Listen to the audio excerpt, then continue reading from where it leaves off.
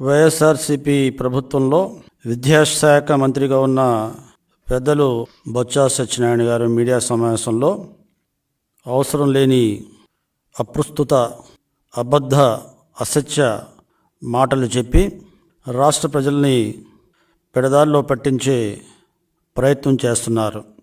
ముఖ్యంగా తెలుగుదేశం పార్టీ ఒక లౌకిక పార్టీ. ప్రజాస్వామ్య విధానాల్లో రాష్ట్ర అభ్యున్నతి కోసం, తెలుగువారి ఆత్మవిశ్వాసం, ఆత్మగౌరవం పెంపొందించడం కోసం ఏర్పడిన పార్టీ. 40 సంవత్సరాలుగా అదే దిశలో తెలుగుదేశం పార్టీ పయనిస్తుంది. ఈరోజు రాష్ట్ర ప్రజలలో తెలుగుదేశం పార్టీ ఎడల అపారమైన నమ్మకం, విశ్వాసం, అభిమానం ఉందనే విషయాన్ని ఎవరూ కాదనలేరు. ఈ 5 సంవత్సరాలుగా జగన్మోహన్ రెడ్డి గారి పరిపాలన కాలంలో రాష్ట్ర ఆర్థిక పరిస్థితి పతనమైపోయింది. అన్ని వర్గాల ప్రజలు బాధలు, ఇబ్బందులు, సుడిగుండాలలో కొట్టిమిట్లాడుతున్నారు. మళ్ళీ చంద్రబాబు నాయుడు ముఖ్యమంత్రి అయితే కానీ ఈ రాష్ట్ర ఆర్థిక పరిస్థితి, అభివృద్ధి ఒక గాడిలో పడదని ప్రజలు పూర్తిగా నమ్మకంతో తెలుగుదేశం పార్టీ వైపు, చంద్రబాబు నాయుడు వైపు చూస్తున్నారనే విషయాన్ని ఈ సందర్భంగా బొత్స సత్యనారాయణ గారు గమనించాలి. చంద్రబాబు నాయుడు గారికి ముఖ్యమంత్రి పదవి కొత్తది కాదు. ఆయన 14 సంవత్సరాలు ముఖ్యమంత్రిగా ఆయన పనిచేసిన విధానం, ఎన్టీ రామారావు గారు 7 సంవత్సరాలు ముఖ్యమంత్రిగా పరిపాలించిన విధానం ఈనాడు ప్రజలు మర్చిపోలేదు. ఈ 21 సంవత్సరాల అభివృద్ధి, సంక్షేమం, ప్రజల ఆత్మగౌరవం, రాష్ట్ర ప్రతిష్ట దేశ విదేశాల్లో చాటి చెప్పిన ఘనత తెలుగుదేశం పార్టీకి దక్కుందన్న విషయాన్ని బొత్స సత్యనారాయణ గారికి అర్థమైంది కూడా, అర్థం కాని విధంగానే ప్రవర్తిస్తున్నారనేది నా బాధ. ఎందుకంటే ఈనాడు ఈ 5 సంవత్సరాల్లో జగన్మోహన్ రెడ్డి గారు అవినీతి తారస్థాయికి చేరింది. రాష్ట్ర చరిత్రలోనే కాదు, దేశ చరిత్రలోనే ఎవరు ఊహించని విధంగా అవినీతికి పాల్పడి రాష్ట్ర వనరులను దోచుకుంటున్నారు. అంతేకాకుండా ప్రజాస్వామ్యాన్ని ఖూనీ చేస్తున్నారు. తనకు ఎదురు తిరిగే వాళ్ళు ఎవరూ ఉండకూడదని చెప్పి ప్రతిపక్షంతో సహా ప్రజల గొంతులను, ఉద్యోగ సంఘాల గొంతులను, అదే రకంగా ఎవరైతే పత్రికా రంగం ఉందో వారి గొంతులను నులిమి ఏకఛత్రాధిపత్యంతో ఒక నియంత పరిపాలన సాగించాలని ప్రయత్నం చేస్తున్నారు. ఈ పాలనని తుదముట్టించాలి.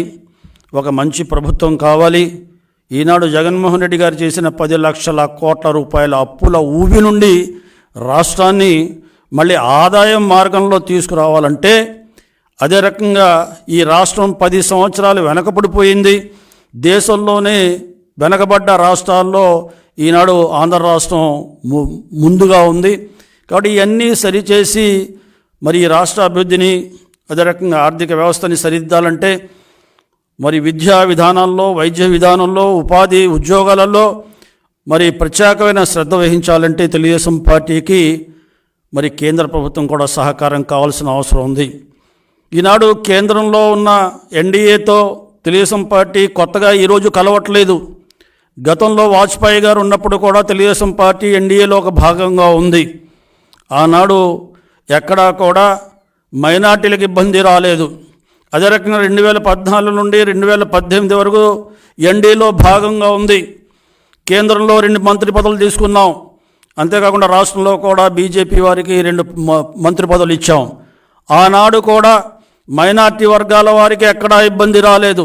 ఏ రకమైన మతపరమైన ఘర్షణలు జరగలేదు. పైపచ్చు మైనార్టీల యొక్క గౌరవాన్ని పెంచే రకంగా ఆనాడు వాజ్పేయి గారితో మాట్లాడి, ఆనాటి ప్రధానమంత్రి వాజ్పేయి గారితో మాట్లాడి అబ్దుల్ కలాం గారికి భారతదేశ అత్యున్నతమైన పదవి, భారత రాష్ట్రపతి కట్టబెట్టడంలో ఆనాడు చంద్రబాబు నాయుడు గారు ముఖ్య పాత్ర వహించారనే విషయాన్ని కూడా ఈ సందర్భంగా బొత్స సత్యనారాయణ గారు తెలుసుకోవాల్సిన అవసరం ఉంది. తెలుగుదేశం పార్టీ ఎవరితో అయినా ఎన్నికలు పొత్తు పెట్టుకుంటే అది రాష్ట్ర హితాన్ని కోరి పెట్టుకుంటాం తప్ప వ్యక్తిగత ప్రయోజనాల కోసం కాదు. మాకు ఈనాడు వైఎస్ఆర్సీపీలో ఉన్న అగ్రనాయకుల మీద ఉన్న కేసులు లాంటి కేసులు లేవు.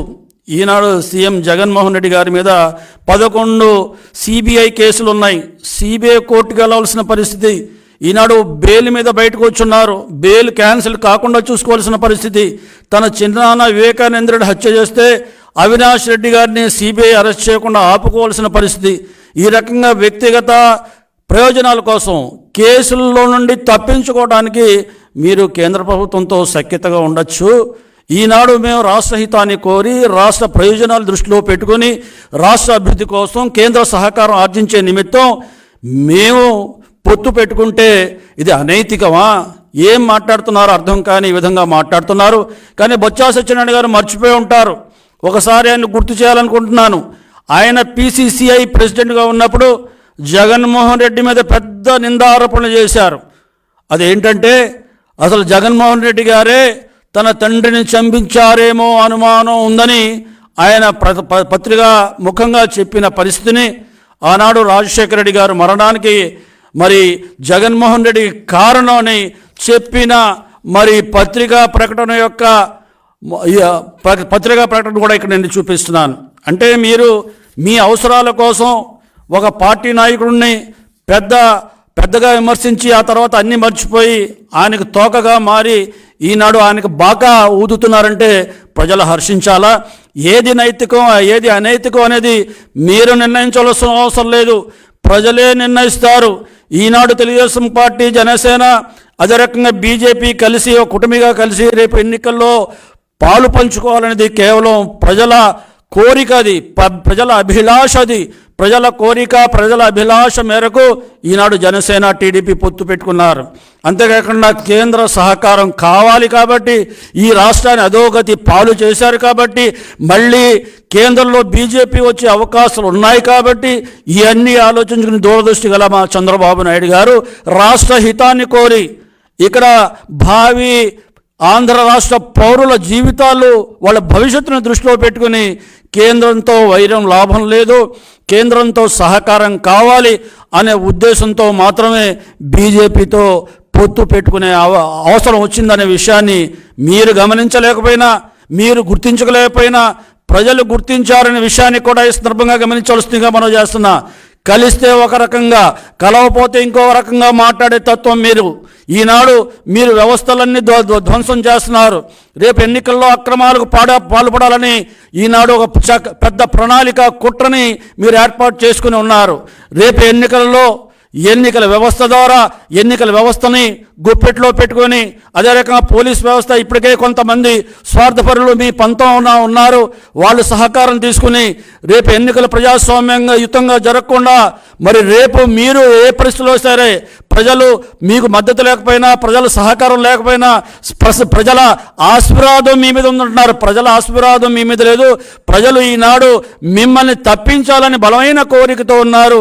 ఆ ప్రజల మనోభావాలకు తగ్గట్టుగా కూడా ఓటు వేయకుండా ఉండే రకంగా ఆ ఓటర్లని భయపెట్టి, డబ్బులతో ప్రలోభపెట్టి వాళ్ళని మరి మీ వైపు తిప్పుకోవడానికి ఈ ఎన్నికల్ని కూడా తమ వైపుకి మలుచుకోవటాన్ని అప్రవిత్రం చేసి అప్రజాస్వామ్యయుతంగా మీపై మలుపు తిరుపుకోవడానికి మీరు చేస్తున్న కుట్రల్ని కూడా అడ్డుకట్ట వేయాల్సిన అవసరం ఉంది.